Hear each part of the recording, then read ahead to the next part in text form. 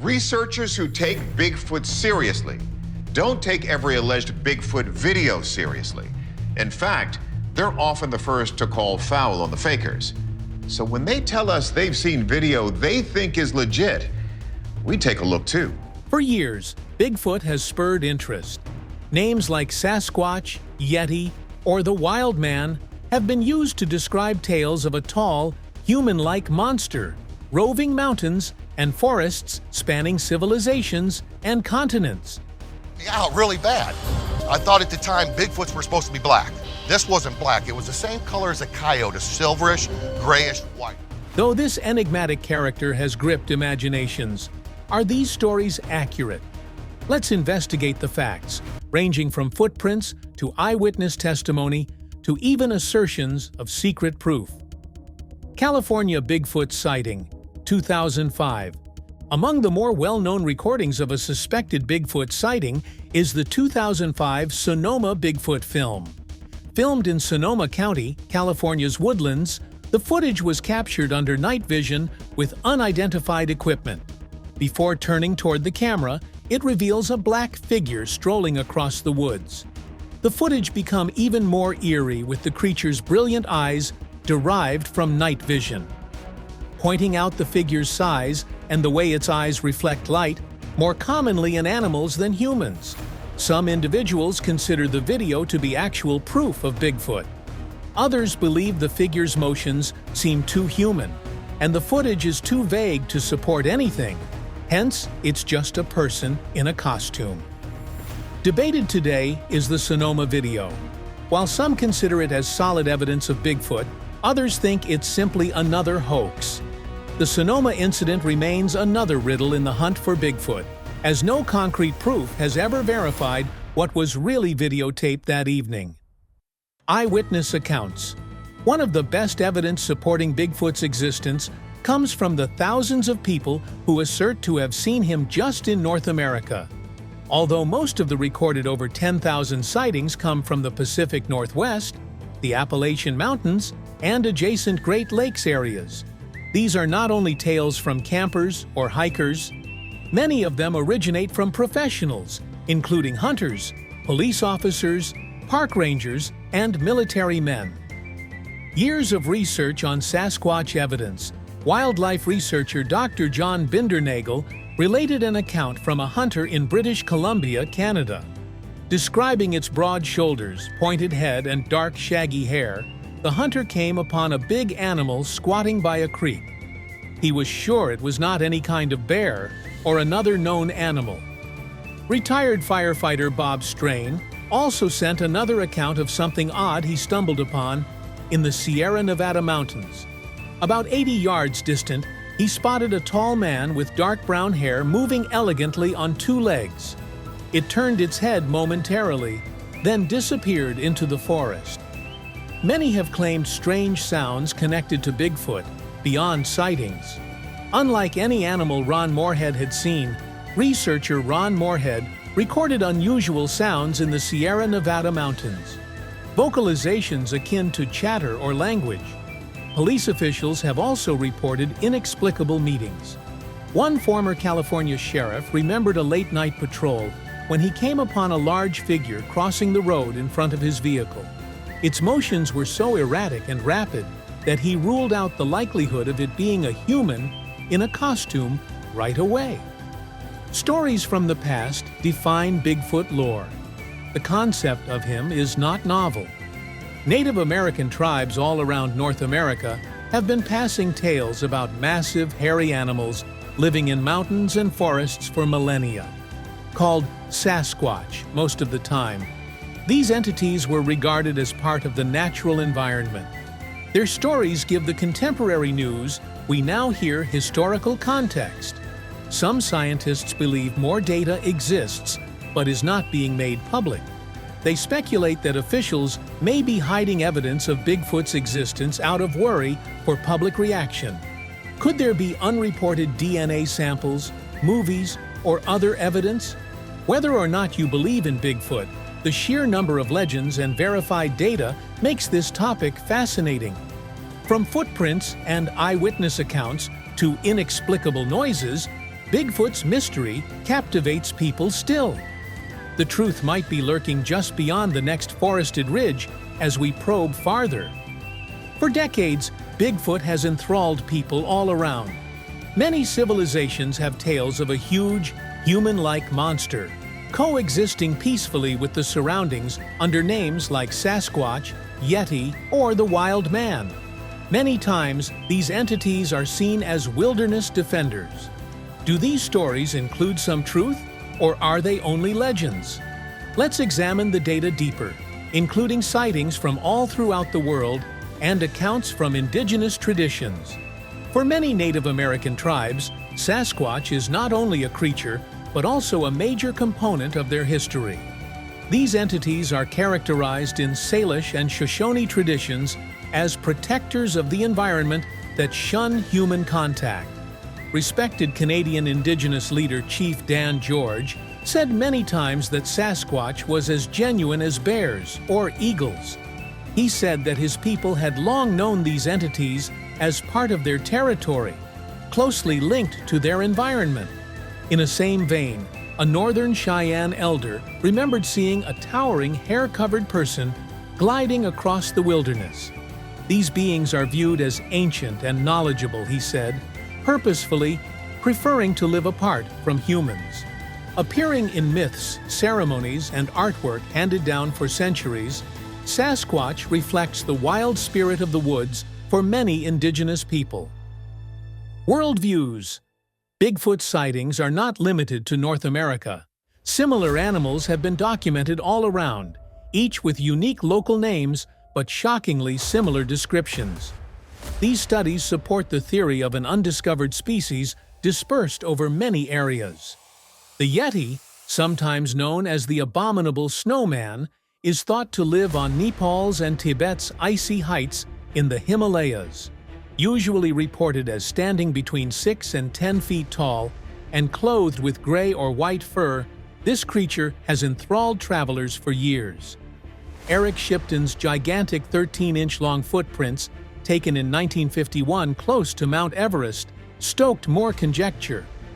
Likewise, mountaineer Reinhold Messner described an encounter he had on an excursion in 1986, where he saw a towering dark figure moving silently and perfectly merging with its environment. Its alert, piercing eyes really caught his attention.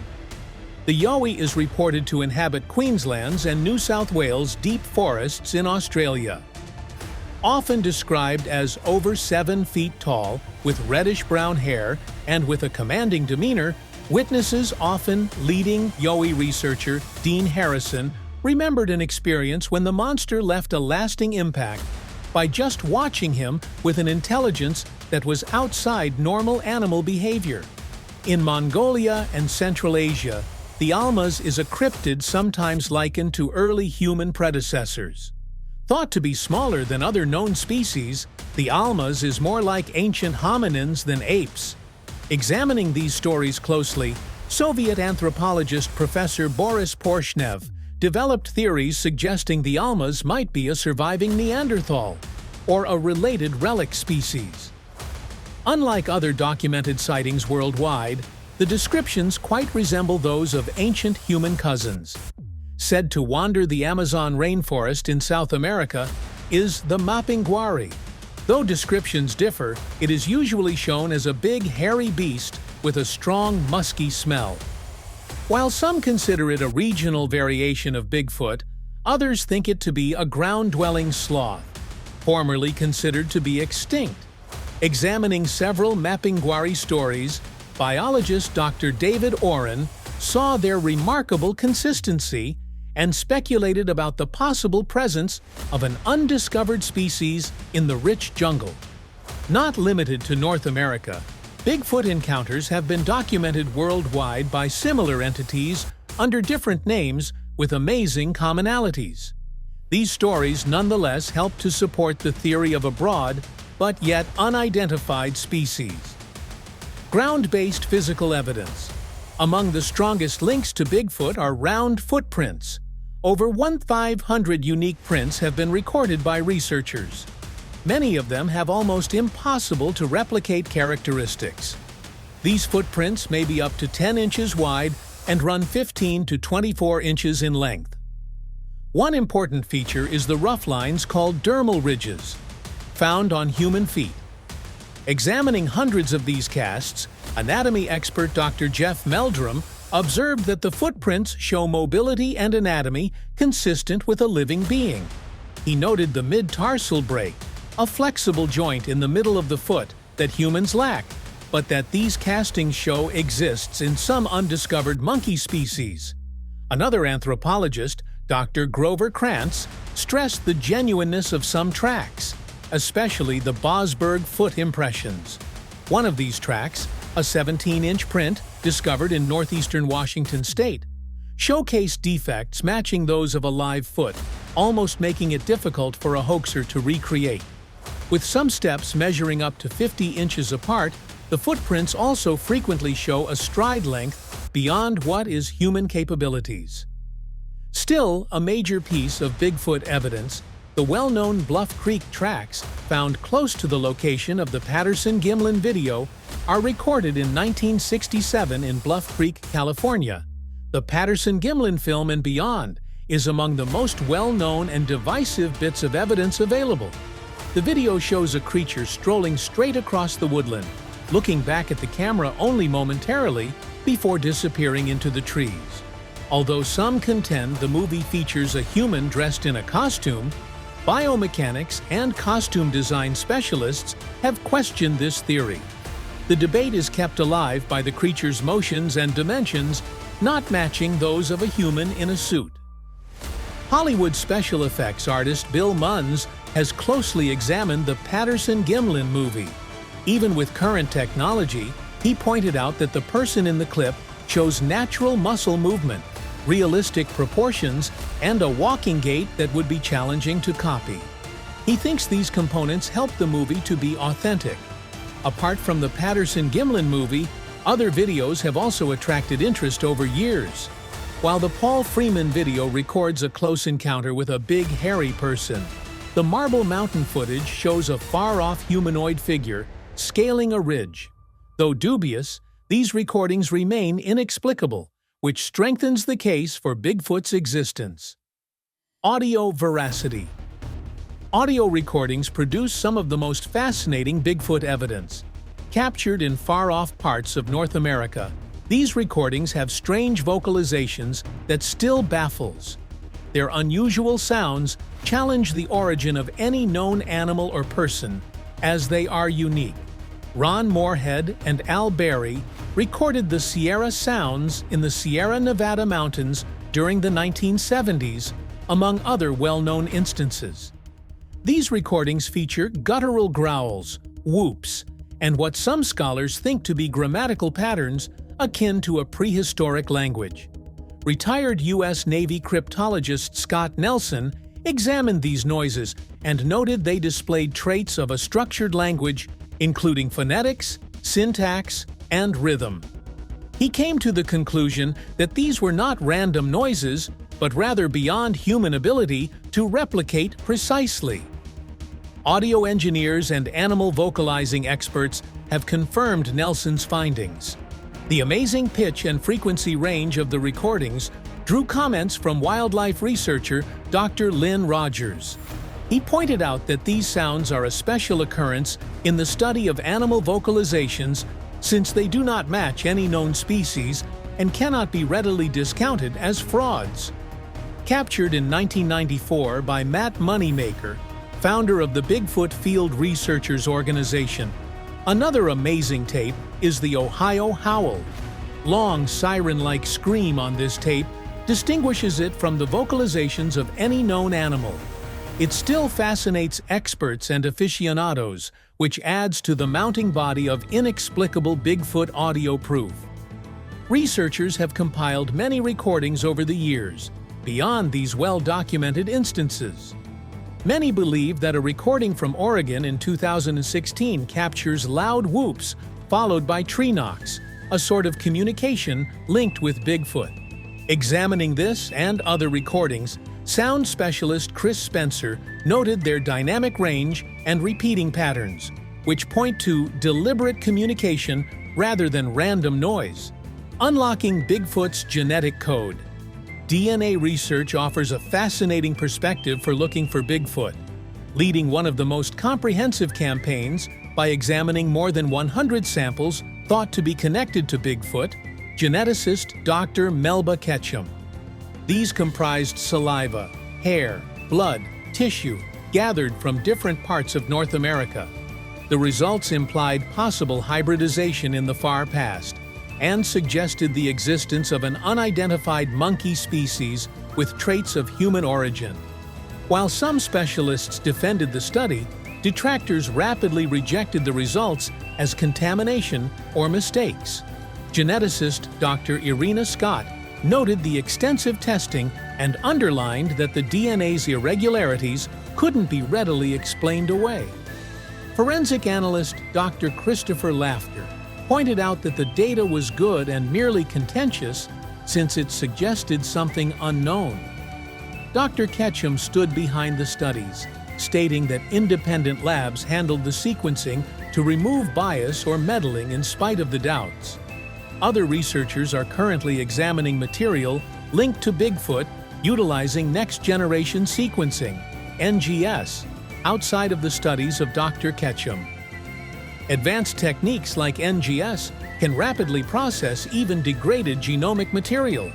By means of this technology, scientists have found odd genetic patterns suggesting a new monkey species. Environmental DNA, eDNA sampling, is another developing method wherein researchers compile air, water, or soil samples from areas connected to Bigfoot sightings. These samples might include DNA trace left by local species, maybe including unidentified species. In Bigfoot study, forensic science is becoming a vital instrument.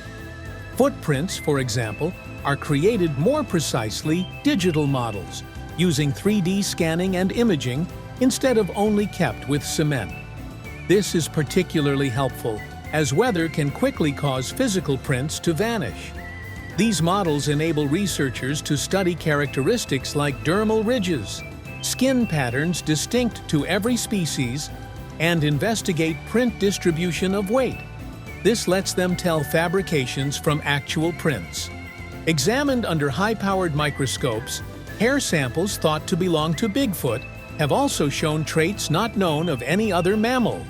Forensic chemists have also examined saliva, left on materials like chewed plastic and human hair from sources like beyond just anecdotal evidence and hazy pictures. These research have found odd proteins that do not match any known species. Technological development is altering the search for Bigfoot by researchers. For Bigfoot excursions, thermal imaging cameras, which detect body heat, have proven indispensable since they let researchers find warm-blooded creatures in forests or at night without upsetting them. Additionally, very important have been drones fitted with infrared imaging and high-resolution cameras. Far faster than humans on foot, they can cover vast distances and capture crisp photos and video that can highlight significant hints. Another useful technique in the Bigfoot search is artificial intelligence, AI. To find odd trends, artificial intelligence programs can examine enormous volumes of data, including environmental readings, audio recordings, and video footage. AI can examine sound recordings, for instance, looking for trends similar to Bigfoot's claimed vocalizations or language-like noises, like the well-known Sierra sounds. Using sophisticated genetic testing, Dr. Ketchum's team discovered mitochondrial DNA matching current humans. But the nuclear DNA was unlike anything else known. One really interesting sample matched this unidentified hybrid DNA profile and came from a chewed plastic bucket lid. Reports of tangible evidence, including purportedly Bigfoot bodies, have stoked the current controversy. One of the most well-known cases is the Minnesota Iceman, a frozen monster Frank Hansen, a carnival owner, presented in the 1960s. He said he discovered a Bigfoot-like creature in Siberia before it was replaced with a copy. Examining the original specimen, scientists Ivan Sanderson and Dr. Bernard Humann noted characteristics that suggested a hominid, something quite similar to humans, but not human. Its frozen form revealed intricate elements that seemed too complicated to be a man-made construct. The Dyatlov Pass event of 1959, in which 9 expert hikers died under unexplained circumstances in Russia's Ural Mountains, presents still another perplexing situation. Inspired by a startling picture of a big figure in the snow obtained by one of the hikers, some hypotheses propose a Yeti may have had a part. Though these stories were eventually discounted as part of a cover-up, some claims assert that a Yeti body was found at the site. Russian cryptozoologist Dr. Igor has brought attention to assertions of Bigfoot evidence connected to the Dyatlov Pass case. Credible military sources reported that a big, hair-covered body was retrieved. These results, however, were supposedly kept under secret and left many to question what might have been hidden. This could suggest more cover-up. What material is being kept under wraps? Over the years, claims of concealed Bigfoot evidence have surfaced, especially from individuals in law enforcement and forestry. Retired park ranger Bill Lansford remembered how many rangers, including himself, reported unusual sightings or tracks. However, government regulations prohibited them from sharing these stories. Former forest ranger Charles E. Howard related similar stories of mysterious sounds and sightings in the forest. The public seemed not ready for such disclosures. Hence, authorities seemed to be advised to remain silent. Former law enforcement agent David Paez, turned Bigfoot researcher, strengthened these assertions. Strong evidence was sometimes discounted or disregarded, he pointed out, under direct directions from superiors. These directions helped to keep Bigfoot's riddle buried. Retired police officer Robert Morgan offered his viewpoint, saying several of the members of his agency had seen Bigfoot, but were too reluctant to document it. Reputations and careers were in jeopardy. Hence, silence was the better option. Well-known Bigfoot researcher James Bobo Fay also related tales from former law enforcement agents and park rangers. He claimed that although several of these experts acknowledged seeing Bigfoot, they were specifically advised to hide their encounters. Though it meant burying the truth, avoiding public fear seemed to be the first concern. More of these insider tales expose, and they give the Bigfoot riddle still another depth. Still, why would anyone wish to conceal proof of Bigfoot? Let's consider some reasons why governments or companies might decide to hide the truth and what this would mean for every one of us. Conservation of wildlife is one probable incentive.